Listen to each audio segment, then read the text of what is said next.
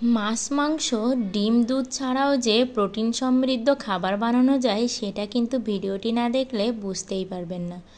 নমস্কার বন্ধুরা, বাচ্চাদের খাবার রেসিপির আরও একটি নতুন পর্বে সবাইকে স্বাগতম জানিয়ে আজ নিয়ে চলে এসেছি হাই প্রোটিনযুক্ত পরাটা বলতে পারেন, রুটি বলতে পারেন, যেটাই আবার প্যানকেকও অনেকেই বলতে পারেন।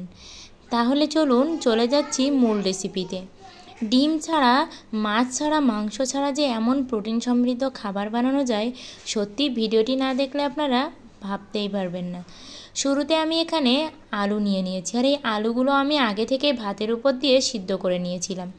এর ভিতর দিয়ে দিলাম আমি থানকুনি পাতা এরকম কুচি কুচি করে, আর তার ভিতরে দিয়ে দিলাম সয়াবিন বড়ি। আর এই সয়াবিন বড়িগুলো আমি ভিজিয়ে রেখে জল ঝেড়ে এটাকে আমি কুচি কুচি করে এভাবে কেটে নিয়েছি। এবার এর ভিতরে আমি দিয়ে দিলাম অল্প পরিমাণে কাঁচা লঙ্কা। আমার বাচ্চা যেহেতু ঝাল খেতে পারে তাই আমি এখানে ঝাল দিয়ে দিয়েছি। আর দিয়ে দিলাম রসুন কুচি, সাথে দেব পেঁয়াজ কুচি। আমি এখানে পেঁয়াজটা একটু বেশি পরিমাণেই দিয়ে দিয়েছি। আর এবার আপনাদের বলতে চাই যে এটা কিভাবে হাই প্রোটিন সমৃদ্ধ হলো। এর আগে বলে নেই, এর ভিতরে দিয়ে দিলাম পরিমাণ মতো হলুদ আর পরিমাণ মতো লবণ, আর দিয়ে দিলাম ম্যাগি মশলা। আর এই ম্যাগি মশলা কিন্তু খাবারের স্বাদটাকে বাড়িয়ে দেয়। আর বাচ্চাদের খাবারে মাঝে মধ্যে একটু ম্যাগি মশলা দিয়ে দেখবেন বাচ্চাদের খাওয়ার চাহিদাও বাড়বে। আর এই সয়াবিন বড়িতে রয়েছে প্রচুর পরিমাণে প্রোটিন, তাই তো ডিম, দুধ, মাছ, মাংস ছাড়াও এই সয়াবিন বড়ি দিয়েই কিন্তু এভাবে প্রোটিন সমৃদ্ধ একটা খাবার তৈরি করা সম্ভব। তাই বলবো, যখন বাচ্চারা দেখবেন ডিম, দুধ, মাছ, মাংস কিছুই খেতে চাইছে না, তখন আপনারা এভাবে সয়াবিন বড়ি দিয়েও হাই প্রোটিনযুক্ত খাবার তৈরি করে বাচ্চাদেরকে খাওয়াতে পারেন। আর এই খাবারটা বাচ্চাদেরকে সকালের নাস্তায় কিংবা বিকালের জলখাবারেও দিতে পারেন। আর এখানেই আমার প্রিয় বন্ধুদের বলতে চাই, আমার ভিডিওগুলো ভালো লাগলে অবশ্যই লাইক করবেন আর কমেন্টে আপনাদের ব্যক্তিগত মতামত জানাবেন। আর আমার চ্যানেলটি সাবস্ক্রাইব করে পাশের ঘন্টাটি বাজিয়ে অল অপশানের সেট দিয়ে রাখবেন, তাহলে আমি যখনই নিত্য নতুন ভিডিও আপলোড করব আপনাদের কাছে আগেই নোটিফিকেশান চলে যাবে। এবার এই মাখানো ডোয়ের ভিতরে আমি 2 চামচের মতো আটা দিয়ে দিলাম, আর দিয়ে দিলাম গোটা জিরে।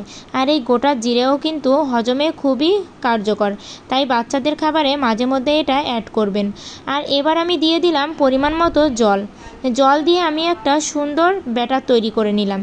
আর এবার আমি ছোট ছোট করে রুটির মতো করে এগুলোকে ভেজে নেব।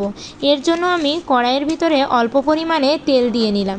আর এই তেলের ভিতরে আমি এভাবে হাতার সাহায্যে 1 চামচ দিয়ে ঠিক এভাবেই গোল গোল করে আমি রুটির শেপে তৈরি করে নিলাম।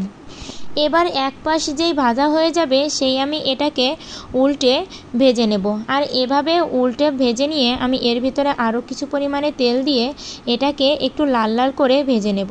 আর এই খাবারটি বাচ্চাদেরকে খাইয়ে দেখবেন, বাচ্চাদের যেমন পুষ্টি পাবে তেমনি কিন্তু বাচ্চারা খেতেও চাইবে। বাচ্চাদের জন্য মুখরোচক খাবারও হবে, আবার বাচ্চাদের শরীরের জন্য প্রয়োজনীয় যে পুষ্টিগুলো আছে সেগুলোও কিন্তু বাচ্চারা এই খাবারের মাধ্যমে পাবে।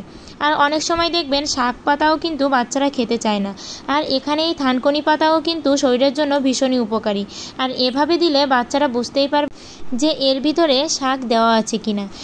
এভাবে আমি সবগুলো রুটি ভেজে নেব। আপনারা এটাকে রুটিও বলতে পারেন, আবার কিন্তু ঝালের প্যানকেকও বলতে পারেন, যেটাই আপনারা বলতেই পারেন, কারণ আমি এটা নিজের মতো করেই তৈরি করেছি, তাই আমি কোনো নামই দিতে পারছি না। আর এই খাবারটি কিন্তু আপনার বাচ্চাদেরকে প্রচুর পরিমাণে প্রোটিন দেবে। আর আপনারা সয়াবিন বড়ি বাচ্চাদেরকে যে কোনোভাবেই খাওয়াতে পারেন। যখন বাচ্চারা ডিম, দুধ, মাছ, মাংস খেতে চাইবে না, তখন কিন্তু প্রোটিন খাওয়ানোর জন্য একটা সুন্দর রেসিপি। তাই বলবো অবশ্যই বাচ্চাদেরকে এই খাবারটি খাওয়াবেন। আর একটা কথা বলতে ভুলেই গেছি, এটা যখন ভাজি করবেন তখন কিন্তু চুলার আঁচটা একদমই মিডিয়াম রাখবেন, কারণ খুব বেশি আছে এটা ভাজলে উপর থেকে পুড়ে যাবে, ভিতরটা খেতে একদমই ভালো লাগবে না। আর দেখুন উপরটা যেমন ভাজা হয়েছে ভিতরটাও কিন্তু অনেক বেশি সুন্দর হয়েছে। আজকের ভিডিওটা এ পর্যন্তই। সবাই ভালো থাকবেন, সুস্থ থাকবেন।